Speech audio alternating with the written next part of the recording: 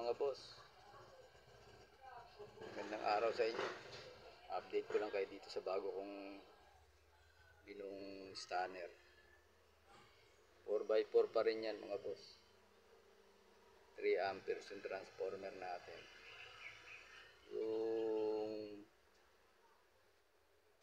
gustong malaman yung size ng ginamit nating magnet wire sa transformer mga boss, comment nyo lang yung Facebook account ko sa comment section mga boss. May message ko kayo. May message ko sa inyo kung anong size at saka ilang layer yung ano natin, wire na ginamit natin dyan. Lahat ng detalye ng transformer mga boss, may message ko sa inyo. Paano natin na-rewind yan.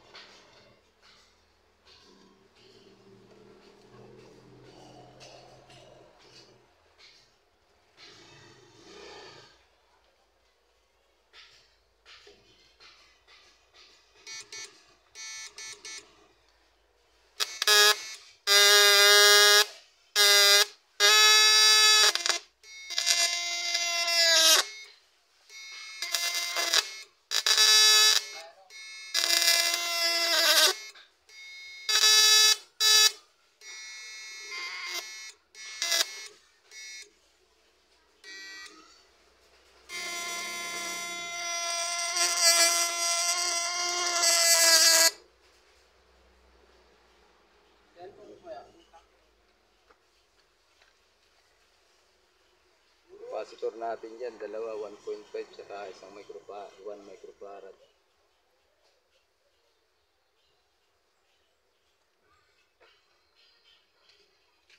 Asan yung tubo kanina?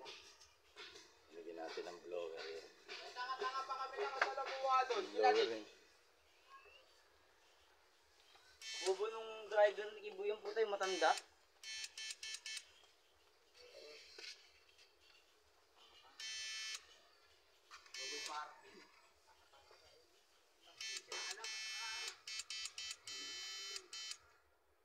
Andar lang yan pag pinindot natin para medyo tipid. Pero tipid naman yan mga boss. Wala pang 1 ampere yan. Milliampere lang yan. Tipid yan. Lobat pa nga baterya natin. Hindi ko pa siya sinacharge. Testing ko pa siya. Sa mga bagong subscriber ko dyan, maraming salamat sa inyo mga boss. Sa mga dati nang nakapag-subscribe, ganun din sa inyo mga boss. Maraming salamat sa subscriber.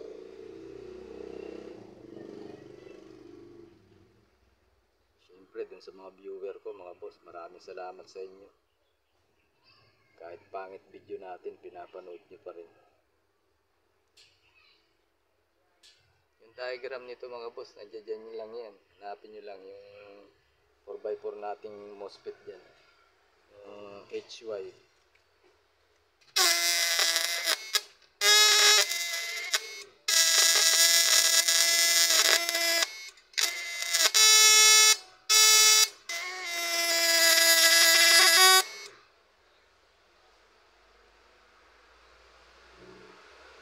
Meron ako mga nakikitang nag-a-upload rin mga boss.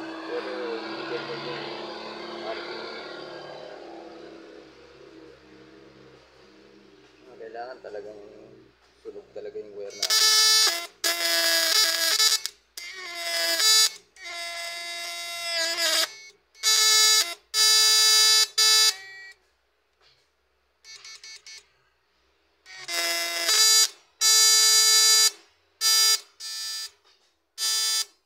Nasa malayo mo.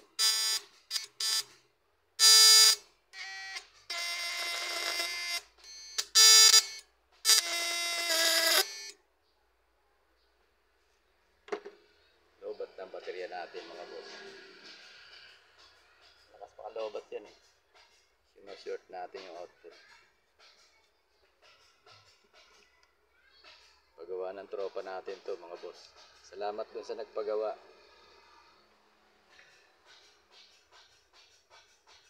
Babarnis na lang natin yan.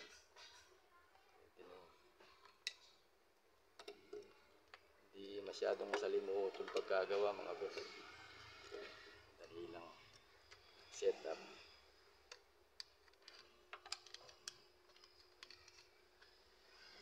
Napakalinis.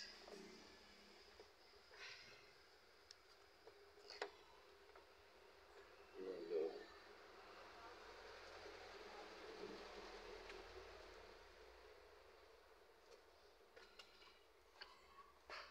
Wala pang barnis yung transformer natin yan mga boss. Babarnis pa natin yan.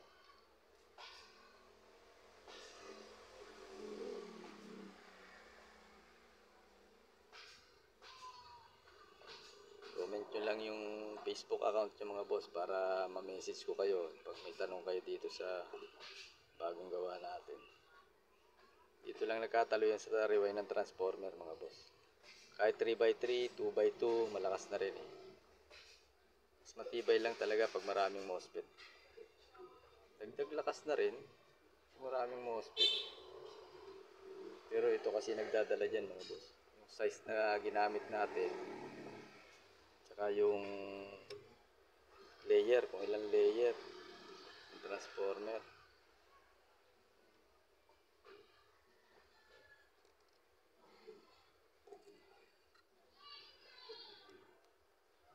Malalaking tilapia huhulihin ito mga boss.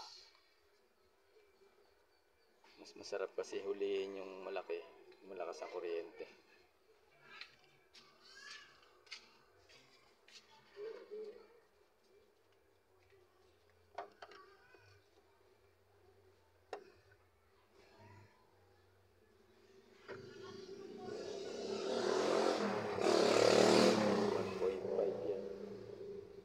Microfarad.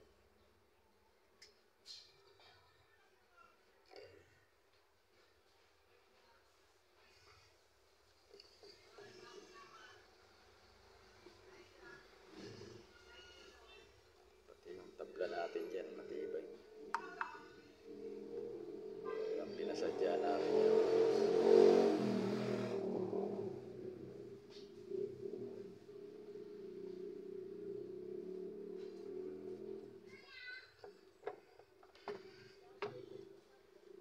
Sporting battery natin.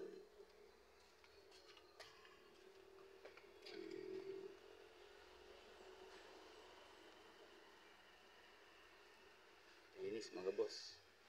Maganda rin kasi pag malinis talaga yung gawa mo. Hindi yung bol-bol. Maraming kable. Hindi naman kailangan maraming wire mga boss. Yan lang. Napakasimple lang yan. Malakas na yan. Malaki yung ano natin dito mga boss. Malaki yung input natin dito sa transformer.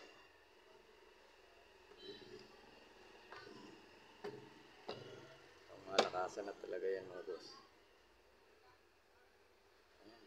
Maraming salamat ulit sa mga viewer ko at sa mga subscriber ko. Sana huwag kayo magsawang manood sa mga na-upload kong video. Bulok, papalitan pa natin ito. Tinesting ko lang mga boss. Mahirap kasi pag walang alligator, mahirap mag-testing. Papalitan pa natin yan. Sobrang laki pati. Kalawang. Yan, testing ko lang para hindi tayo mahirapan mag-tap sa battery. Gumawa na rin kayo para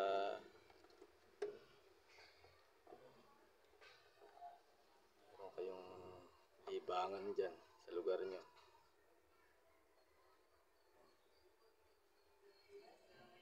Hindi pa siya tapos na tapos mga boss kasi wala pa siyang varnish.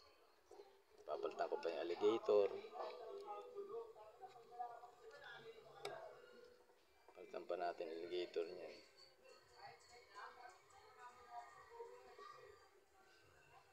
Itong input natin. Dito lang yan sa heatsink nakatornilyo. Madali siyang tanggalin. Nakatornilyo siya doon. Kabilaan yan. Kaya itong heatsink na to tsaka itong sa kabila hindi siya po pwedeng magdikit, mag-contact kasi yan yung input natin. Yan. Input na natin yan. Nandiyan na yung diagram nito mga boss. Hanapin nyo lang sa mga naka-upload nating video. Paano mga boss? So susunod ulit. Maraming salamat ulit sa inyo. Sa walang sawang pagsuporta. Hindi pa tayo makalusong. So busy pa. Makat na tayo mga boss. Sana kahit paano may natututunan kayo sa mga ina-upload ko. Makat na tayo mga boss.